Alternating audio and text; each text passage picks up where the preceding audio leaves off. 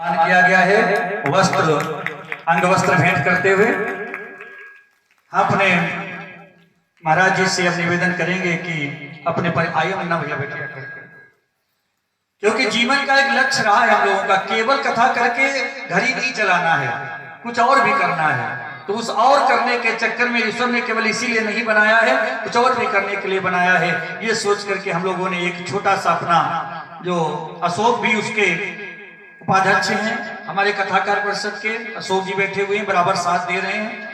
हम लोगों का पैसा ही उद्देश्य नहीं है, ये कुछ और ही उद्देश्य है। अभिलाष महाराज जी से निवेदन के दो शब्द आप थोड़ा अपने परिवार के प्रति और अपने लक्ष्य तथा समाज के प्रति समर्पित करें। यद्यपि आपने अधिक समय दिया है और अभी भी आप बैठे हैं, ये हमारा भाग्य है।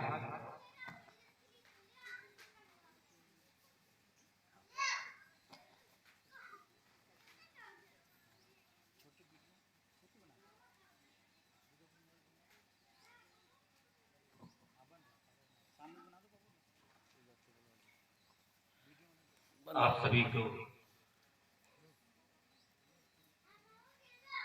सहृदय नमन। यहाँ उपस्थित सभी भगवत वृंद मेरे लिए शिव स्वरूप ही हैं। और आज जो ये रामचरितमानस का प्रसंग चल रहा था, बहुत ही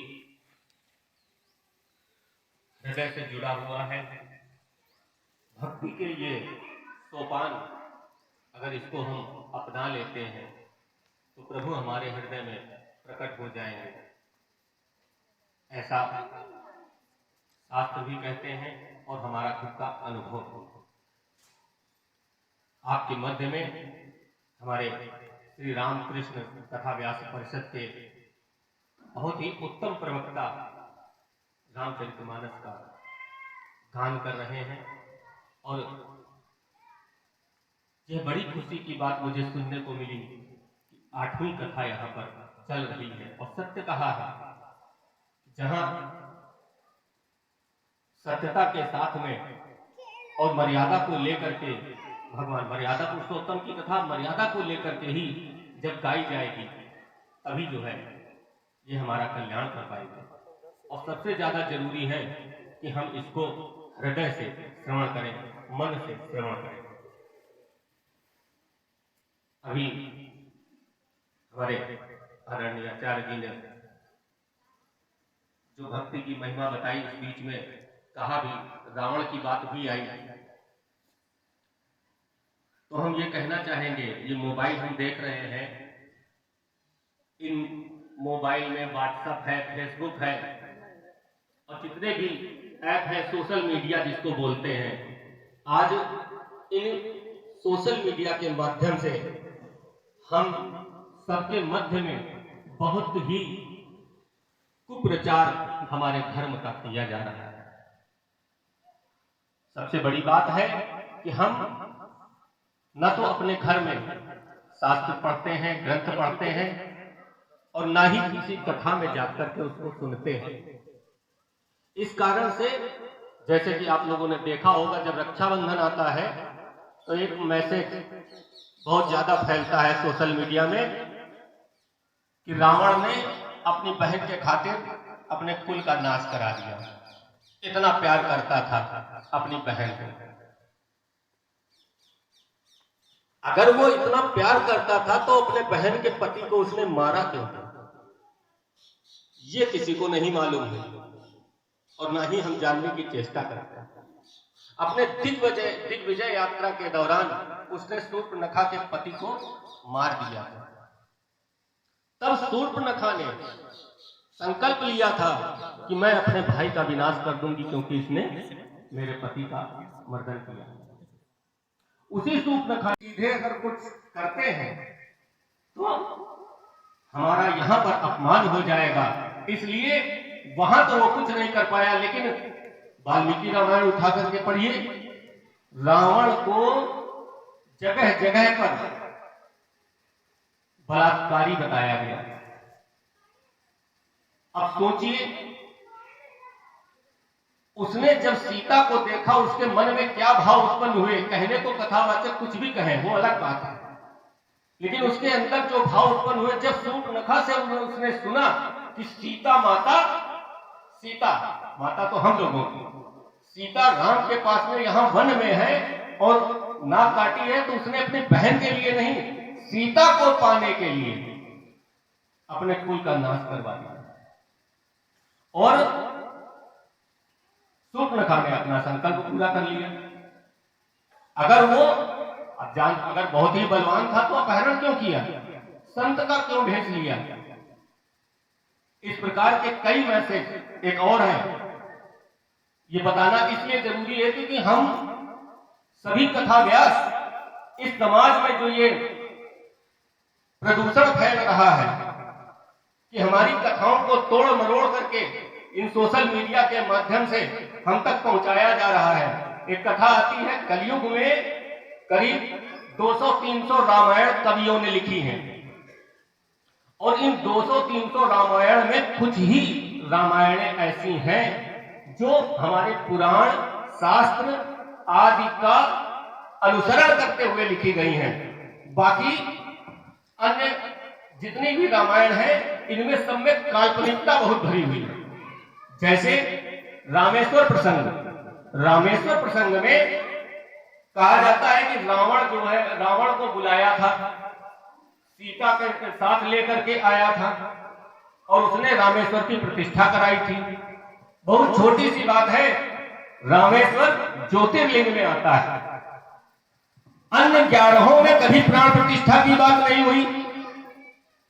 अन्य 11 जो ज्योतिर्लिंग है उनमें कभी प्राण प्रतिष्ठा की बात नहीं हुई। प्राण प्रतिष्ठा वहां जरूरी है जहां हम आप शिवलिंग बैठाते हैं, लेकिन जहां दिव्य परमात्मा स्वतः प्रकट होकर के आशीर्वाद देता है वहां प्राण प्रतिष्ठा की क्या आवश्यकता? अन्य 11 ज्योतिर्लिंग में कहीं भी प्राण प्रतिष्ठा नहीं है। तो रावण को कैसे? और फिर दूसरी बात, जब इतना अत्याचारी, दुराचारी, बलात्कारी प्रवृत्ति का आचार्य आपके आसपास अगर रहता हो और आप जानते हो, क्या आपने अपने पूजन पाठ में बुलाएंगे? मेरी समझ से तो अगर आप जानते होंगे तो कभी नहीं बुलाएंगे। तो राम जैसा मर्यादा पुरुषोत्तम व्यक्ति क्या रावण को लंका से बुलाएगा प्राण प्रतिष्ठा के लिए? लेकिन ये सब बातें हम सबके बीच में भ्रांतियां पैदा कर रही हैं और इन भ्रांतियों को दूर करने का बीड़ा हमारे श्री राम कृष्ण कथा व्यास परिषद ने उठाया है। जो हम लोग जगह जगह जा करके इन छोटी छोटी बातों को रख करके आप लोगों से कहते हैं कि कभी किसी दूसरे, तमाम लोग हैं, नामदान के लिए टेंट लगा लेते हैं, गुरु दीक्षा के लिए टेंट लगा लेते हैं, समझाते हैं। क्या समझाते हैं? उन्हीं का व्यक्ति कोई आकर के बोलता है, कहता है हम जब गुरु जी से नामदान लिए, हम जब गुरु जी से दीक्षा लिए तो हमारी बंद फैक्ट्री चल पड़ी, हमारी बिटिया की शादी हो गई, हमारे यहाँ जो है बहुत नुकसान हो रहा था धन संपदा का, वो सब मुझको मिल गया। इस प्रकार से जनमानस में लालच की प्रवृत्ति जगा करके, हमारी कमजोरियों का फायदा उठा करके, हमारे सनातन धर्म को तोड़ करके नए नए पंथ, नए नए विचार सब फैलाए जा रहे हैं और हमें हमारे सनातन धर्म से अलग किया जा रहा है। हमें दृढ़ता होनी चाहिए। आप स्वयं बताएं, क्या किसी दूसरे के पिता का साथ लेकर के हम कभी पार लग सकते हैं? पार हमें हमारा पिता ही लगाएगा। सनातन धर्म सबसे पुराना धर्म है और विशेष बात साइंटिफिक धर्म है। गायत्री मंत्र पर विदेशों में शोध हो रहा है, वो लोग इसको मानते हैं। वृंदावन जाकर देखिए, अयोध्या जाकर देखिए और काशी विश्वनाथ जाकर के देखिए, एक से एक विदेशी हमारे इन सनातन धर्म के प्रभु देवों के पीछे दौड़ा चला आ रहा है। महामृत्युंजय मंत्र पर शोध चल रहे हैं।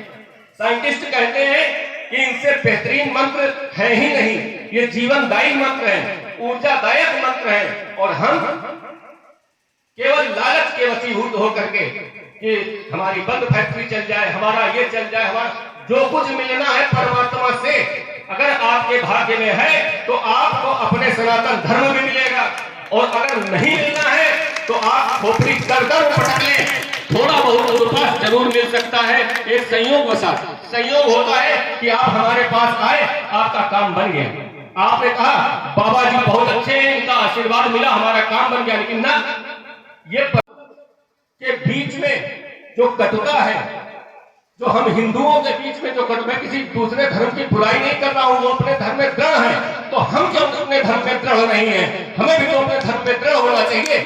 वो दृढ़ता लेकर के दौड़ रहे हैं, वो कट्टरता लेकर के दौड़ रहे हैं, अच्छी बात है, वो उनका धर्म है, वो उसको कर रहे हैं, हम क्यों नहीं कर रहे हैं? हमें भी तो अपने धर्म में दृढ़ होना चाहिए। हम केवल जरा जरा से लालच के लिए इधर उधर नामदान दीक्षा और उन सब में दौड़ते करिए। गुरु भी जान करके करिए, समझ करके करिए। जब वो खुद को पार नहीं लगा सकता तो दूसरे को क्या पार लगाएगा? बोले वृंदावन बिहारी लाल की। इन्हीं शब्दों के साथ जय भोलेनाथ, जय भोलेनाथ, जय भोलेनाथ।